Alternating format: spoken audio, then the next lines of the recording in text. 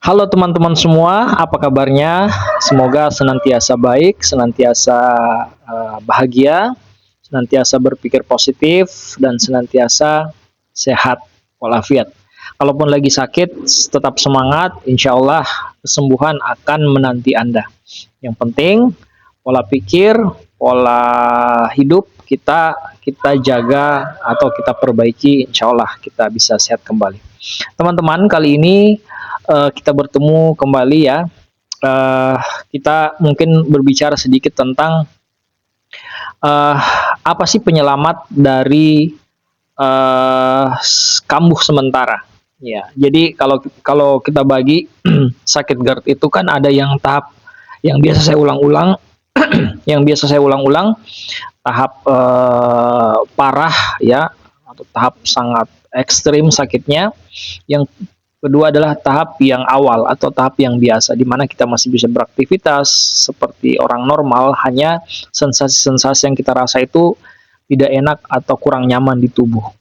Nah, yang saya bahas ini mungkin dalam konteks sakit yang masih bisa beraktivitas ya, artinya kalau kambuh misalnya lagi asam, sesak sedikit ya, kemudian agak-agak tidak nyaman di dada, di perut dan semisalnya, karena proses asam lambung yang naik, maka ada tips atau ada cara supaya membuat kambuh itu bisa teratasi atau bisa terselamatkan sementara. Nah, oleh karena itu teman-teman, uh, saya ingin sedikit cerita ya.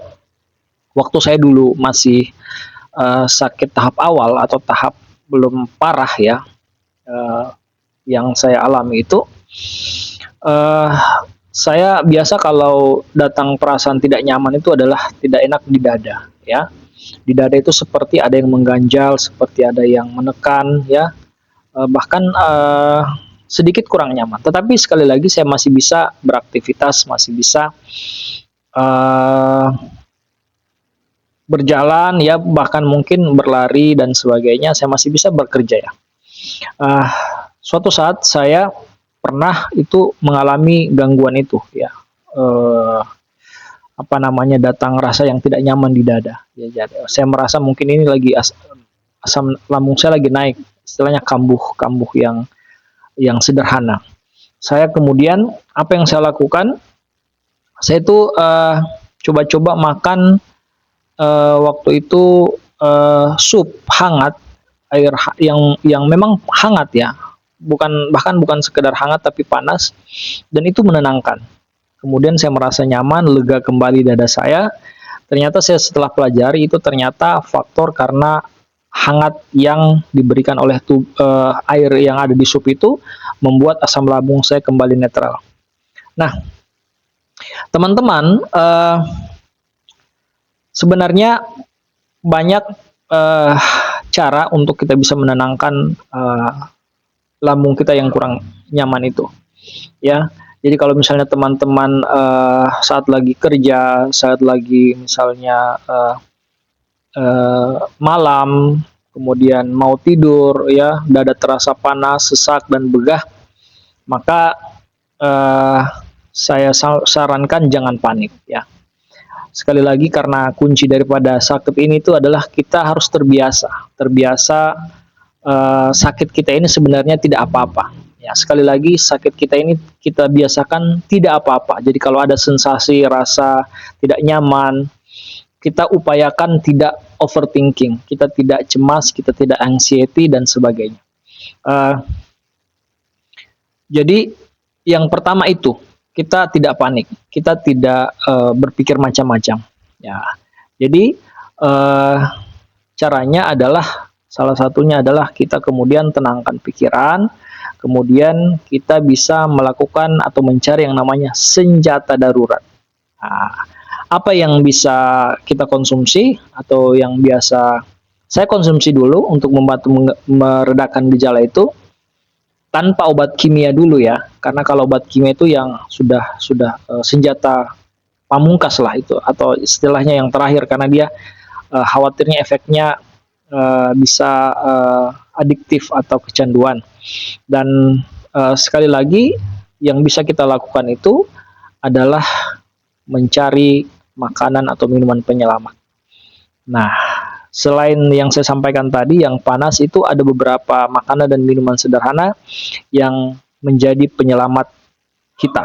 Ya, jadi teman-teman, sebelum kita atau saya menyampaikan apa-apa saja makanan penyelamat itu atau penghenti sementara asam lambung itu, eh, teman-teman, ketika GERD itu kambuh, asam lambung naik atau perut sedang iritasi, ya, ada gangguan di perut atau di lambung, kita perlu sesuatu yang sifatnya itu menenangkan lambung. Itu yang pertama. Yang kedua, menetralkan asam lambung. Kemudian memerlukan sesuatu yang ketika dimakan atau diminum itu ringan dicerna. Pertanyaannya adalah apa makanan dan minuman penyelamat itu? Kita bisa rinci. Salah satunya itu yang pertama adalah air hangat. Nah, ini air hangat ini kadang orang menganggap sepele, tapi air hangat ini adalah air yang bisa membantu menenangkan perut dan mendorong asam itu kembali ke bawah. Jadi asam lambung yang tadinya mau naik ke atas, kalau didorong dengan air hangat, dia akan turun ke bawah dan itu menenangkan. Yang tadinya mungkin agak mengganjal di dada, itu bisa kemudian plong kembali.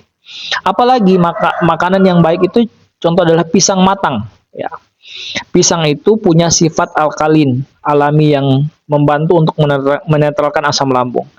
Kalau saran saya pilih pisang raja yang matang sekali, itu insya Allah membantu. Kemudian bisa juga mengkonsumsi oatmeal. Ya, oatmealnya itu jangan oatmeal yang aneh-aneh ya, tapi oatmeal yang polos. Ya, dia insya Allah ini aman. Ya, jadi dia menetralkan asam lambung yang lebih. Kemudian kalau mau konsumsi juga jahe boleh ya, jahe yang dicampur dengan madu 1 sendok di air hangat ya. Ini bisa meredakan lambung. Kemudian kalau kita mau lebih baik itu konsumsi air kelapa setiap hari, terutama di pagi hari. Perut masih kosong, kita konsumsi air kelapa muda. Selain segar, air kelapa ini bisa membantu menetralkan asam lambung yang berlebih. Jadi kalau kita mulai dari pagi isi dengan air kelapa muda, maka insya Allah itu akan menjaga kita dalam sehari itu untuk tidak asam lambung. Ya. Kemudian yang lain-lain juga mungkin bisa kita konsumsi roti tawar yang putih ya, yang ringan-ringan, jangan roti yang banyak mengandung tambahan-tambahan seperti misalnya coklat, tambahan-tambahan yang lain yang itu bisa mengganggu lambung menjadi tidak baik. Nah, apa yang harus kita hindari saat kambuh? Ini yang perlu kita sampaikan atau perlu kita ketahui juga teman-teman semua. Yang pasti kalau kita lagi kambuh itu jangan minum kopi. Ya, jangan minum teh, apalagi kalau tehnya itu dan kopinya itu kental. Jangan lagi makan makanan pedas, asam ya, sifatnya asam dan yang berminyak. Gorengan, coklat, itu minuman bersoda semua dihindari. Jadi kalau kita makan pada saat kambuh itu justru semakin parah. Nah, bahkan kalau kita lagi tidak kambuh terus makan ini itu bisa menimbulkan kambuh karena ini memicu asam lambung. Ya, jadi itu harus dihindari teman-teman dan seharusnya memang dihindari semuanya itu. Kalau kita lagi sakit GERD, baik itu tahap awal maupun tahap akhir. Lebih-lebih tahap akhir sama sekali tidak boleh. Nah teman-teman, saya dulu sering panik kalau kambuh ya. Tapi setelah saya tahu makanan yang namanya makanan penyelamat ini, jadi saya lebih tenang, ya, lebih rileks, lebih merasa ada penyelamat lah begitu, ada penenang lah begitu. Penting sekali punya bekal kecil di rumah juga teman-teman atau di tas ya. Misalnya selalu sedia air hangat, selalu sedia pisang yang matang ya, kemudian sedia roti tawar juga.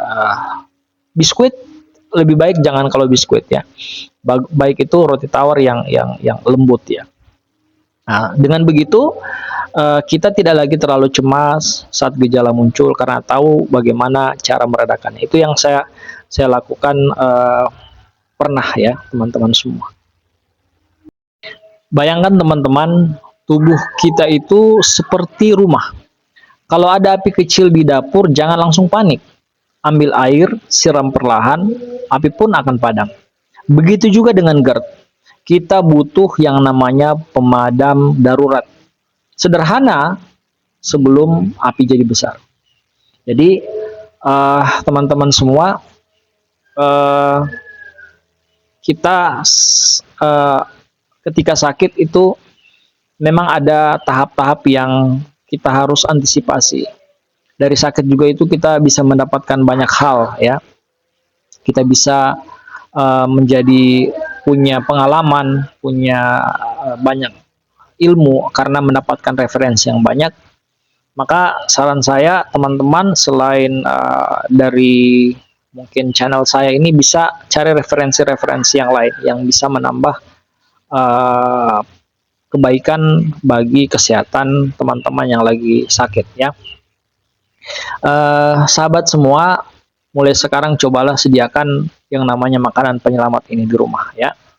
Tidak perlu mahal, yang penting aman, sederhana, dan membantu menenangkan yang namanya lambung kita atau asam lambung kita yang naik atau GERD kita yang kambuh. Insya Allah nanti kita coba bahas lagi yang hal-hal yang menarik lainnya. Mungkin nanti tentang soal tidur, soal pernafasan, dan hal-hal praktis lainnya. Teman-teman, mungkin itu saja yang bisa saya sampaikan. Terima kasih sudah mau berpartisipasi. Semoga kita senantiasa dalam kebaikan selalu dan senantiasa bahagia selalu. Terima kasih. Salam sejahtera, salam bahagia, salam sehat. Assalamualaikum warahmatullahi wabarakatuh.